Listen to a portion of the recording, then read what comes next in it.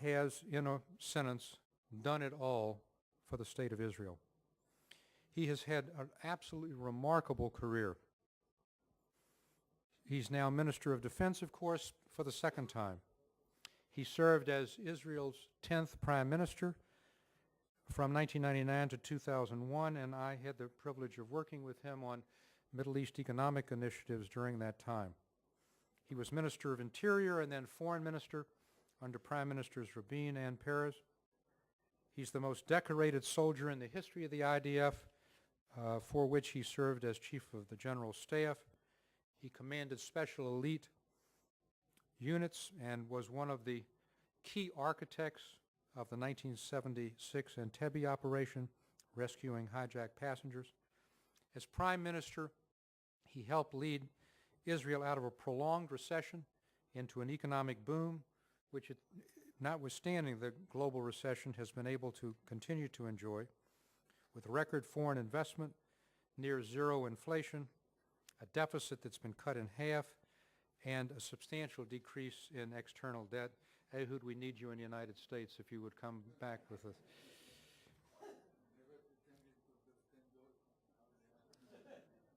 But the core of the Barak prime ministerial effort was devoted to the peace process. In May of 2000, he ordered the withdrawal of the IDF from southern Lebanon, ending 18 years of presence there. And he initiated, along with President Clinton, peace agreements, first with Syria and later with the Palestinian Authority. And while those ultimately did not lead to breakthroughs, he remains committed as defense minister both to the peace process and with a strong hand to defend the Israeli people against all external threats. We're very pleased that his wife Neely could come as well. Ehud, you do us great honor to come, and we look forward to hearing from you.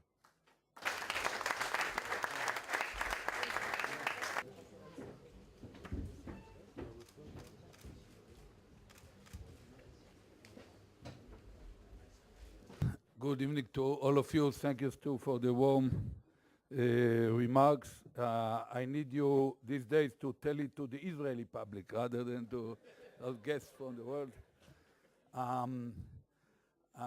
I should tell you honestly, I'm quite surprised to see the great party that you were able to collect here, both the quality of the group as well as the gravitas that it brings with it from all areas of life and all corners of the Jewish world and all aspects of our common goals.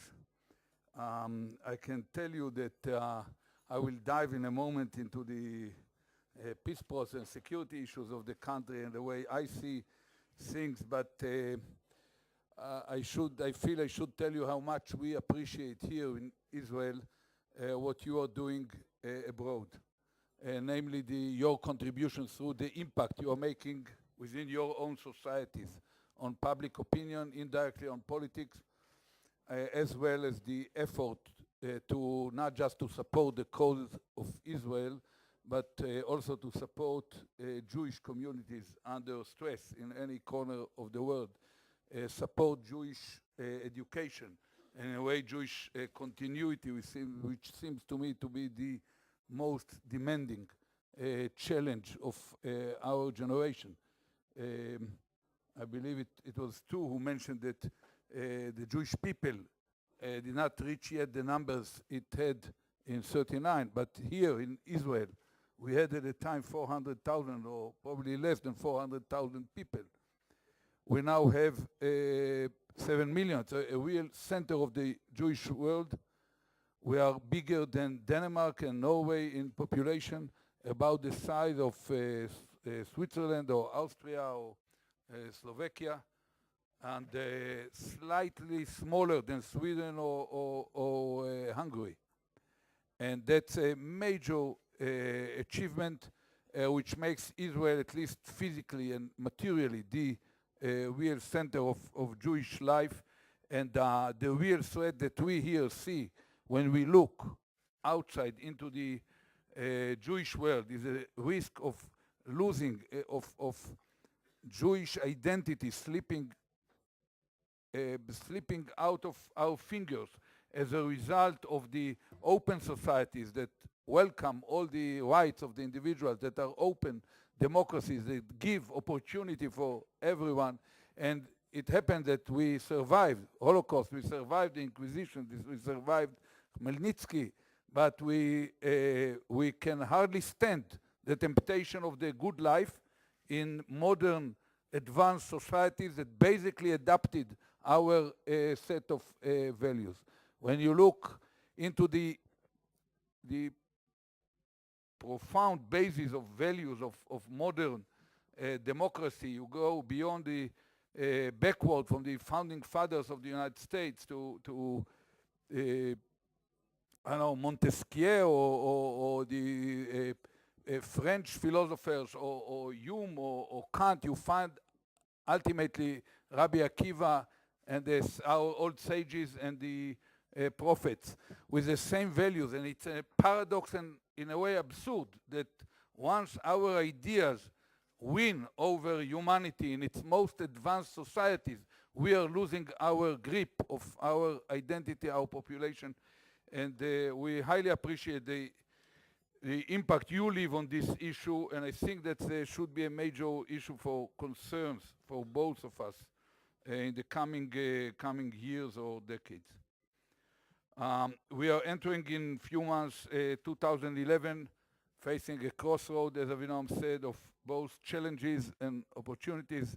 Among the challenges, we can clearly see the Hamas in Gaza, the Hezbollah in Lebanon, the support of Syria to both, and Iran in the background with its determination to reach military nuclear capability. On the side of opportunities, we can see the peace process between us and the Palestinians, as well as the opportunity to drive a regional architecture for security cooperation, at least vis-a-vis terror, radical Muslim terror on one hand, and the hegemonic intentions of Iran on the other, and of course the challenge, in the opportunity in the background that no one can predict yet when it will materialize, to have a breakthrough with the Syrians as well. Israel at this juncture is extremely strong, clearly the strongest country or power 1,000 miles around Jerusalem, and I strongly believe that we should be self-confident enough out of this position of strength to start and to take daring steps toward putting an end to the conflict with our neighbors. I don't want to delude myself or you. The Middle East is a tough neighborhood, nothing to compare to the Midwest. And we always tend to say that we envy the Americans for having the Canadians as your neighbors. We would love to have them.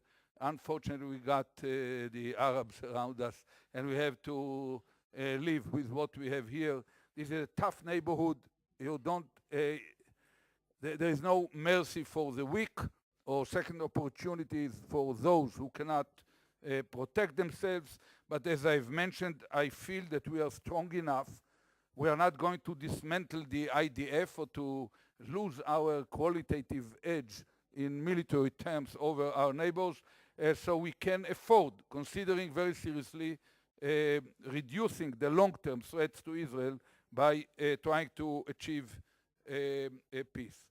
Peace is not an end in itself. It is also a means to an end. The end is the core of the Zionist dream and of my vision, of our vision, namely to have here a state, a society of excellence.